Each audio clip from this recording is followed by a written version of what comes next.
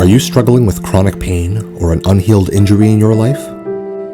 Most people don't consider how difficult it is to live with chronic pain. No matter who you are, when your body starts holding you back, things get a lot tougher. You might be suffering from arthritis or joint pain. You may be dealing with a painful back, knee, hip, or shoulder. Whatever your struggle, the impact in your life is significant, and easy solutions aren't always available. If you're currently looking for a way to manage your pain or recover from an injury, float therapy may be able to help you.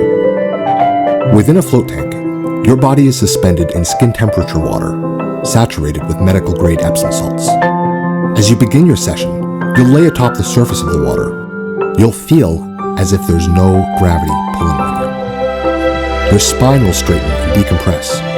Pain in your neck, back, hips, and knees will fade away, leaving you in a state of blissful calm.